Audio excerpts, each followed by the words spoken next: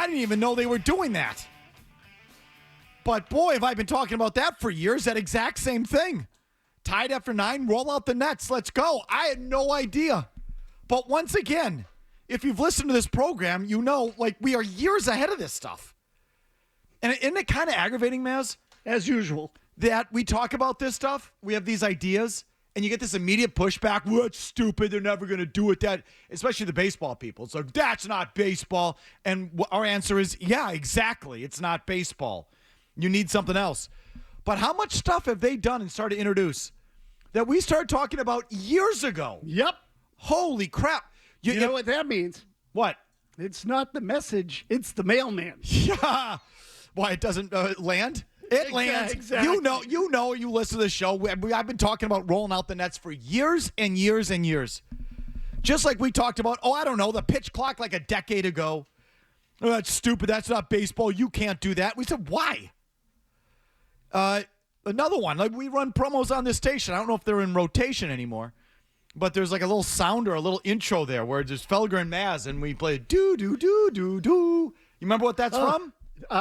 Close Encounters. Yeah, but what was that discussion a part of? The PitchCom. So we were saying... PitchCom. We were saying years ago, like 7 years ago, these games are getting gummed up by the whole sign stealing, the catcher futzing around with the fingers, and the guy on second base looking in, and the catcher and the pitcher shaking them off, and them stepping out and resetting the signs, and just going on and on and on with this stupid thing. And we said, in every other sport, well, in football, they can just radio in the call. Why can't we radio in the call to the pitcher?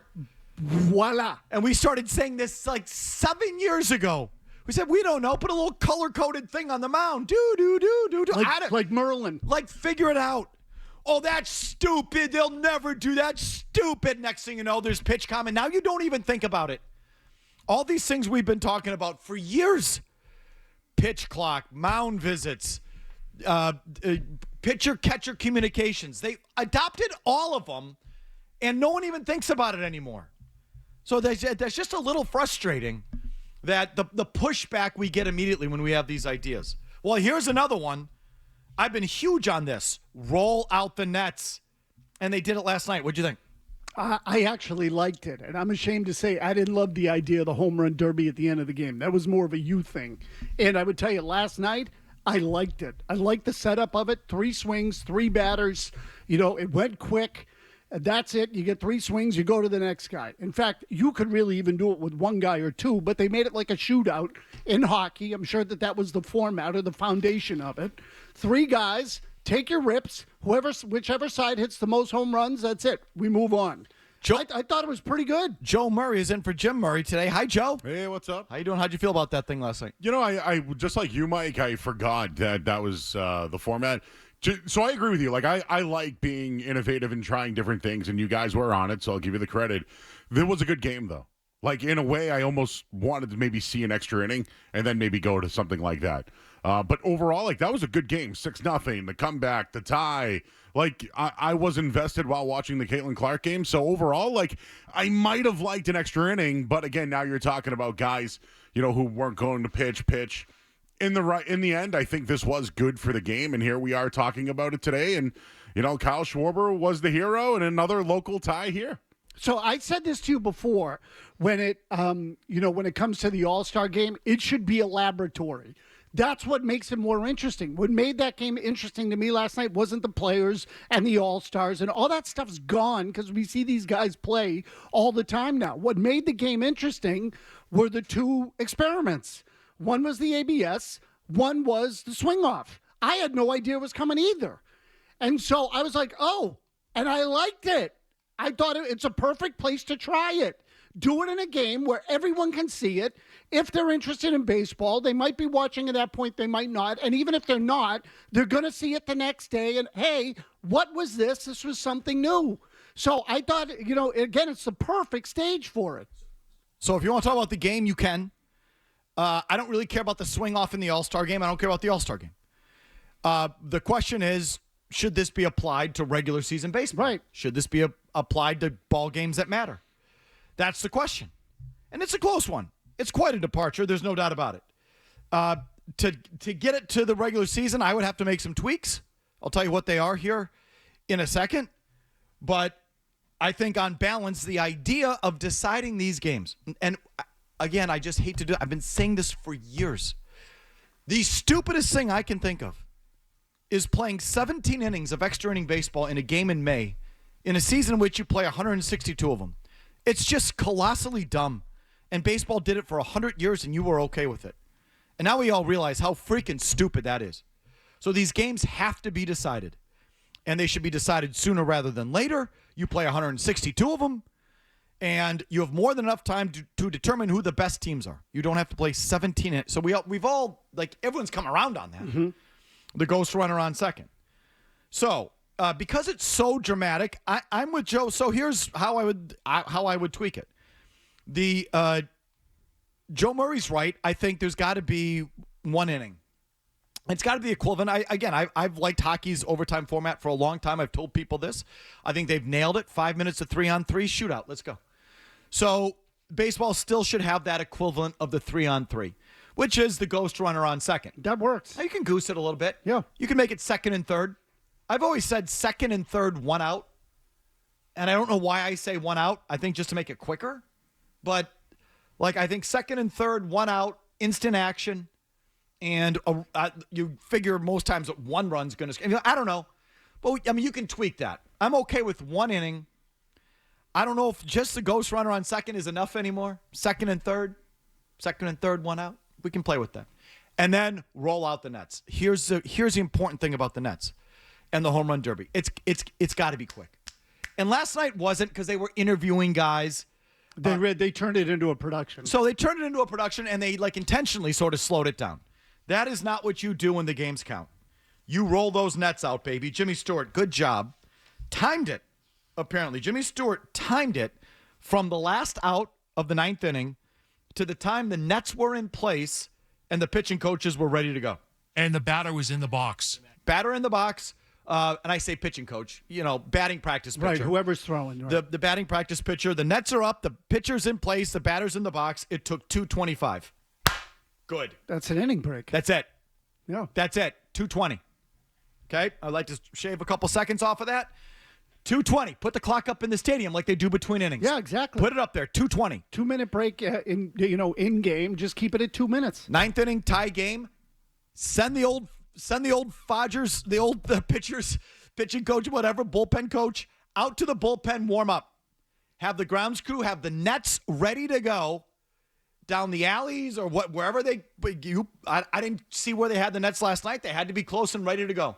The grounds crew to start the ninth inning. Nets are in place on the side of the field. The old fart pitching, the bullpen coach is warmed up. Ninth inning's over, boom. Or 10th inning's over, boom, roll them out. Okay, that's important.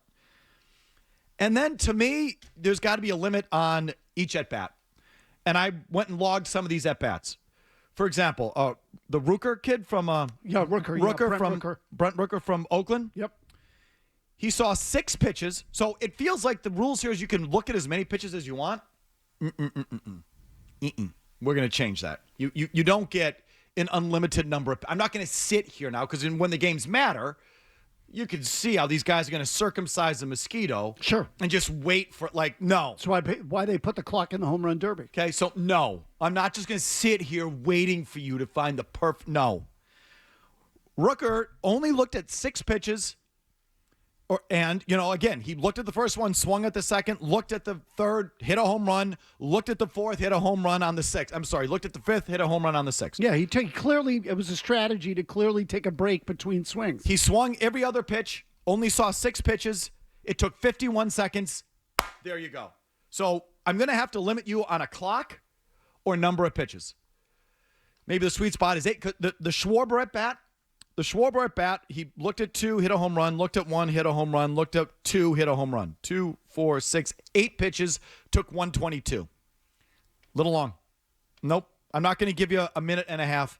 And then the final at bat, the Jonathan Aranda from the Tampa Bay Rays. Why was he only hit 11 home runs? I have no idea why Boone chose him. He didn't feel like a power hitter. No idea. He had a couple. He was the only one left because Judge and Ohtani and all of them, they all left. So you should be able to use guys who are already out of the game, too. That's another thing. Yeah, sure. Like if a guy is taken out for a defensive replacement or what have you, and then the team blows the lead. Like if you get into that situation, don't you want Aaron Judge and Ohtani involved? Okay. So No. I mean, they left the building. I got you. No, they were on the That's jet. why they weren't Yeah. used. All right, got it. But this Jonathan Aranda took, it looks like 9 pitches. It took 134. And he was looking at a bunch of dead. I went back and looked at it. Schwarber took a strike, too. Okay. And Schwarber took a strike and went, Yeah. I got frustrated with himself. This Aranda had like 3 or 4 pitches right down the Schmenzer that he just looked at. I said, no. This we're not doing. I'm not going to sit here waiting for you to get all anal about the exact. No, you're going to be limited on time. Maybe I'll give you a minute. Or you're going to be limited on pitches, 8. Something along those lines. We're not just going to sit here all day. So between you and your, batting practice coach, you got to get in rhythm. That's up to you, not me. So it's got to be quick. Okay. Here's the other item. I'd put the outfielders out there. I mean, what's one of the most exciting plays in baseball?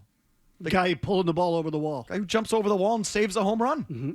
Put the outfielders out Like there. the kid in the home run derby? I didn't see it. Oh, yeah, there was a kid who yanked one out of the stands. Oh, really? Yeah, but they counted it as a home run because it was... Did he really jump over the wall? I hadn't thought of this concept. Like, that's actually an interesting concept. Put the outfielders out Put there. the outfielders on the warning track and let them see if they can haul one back in. Put the outfielders out there.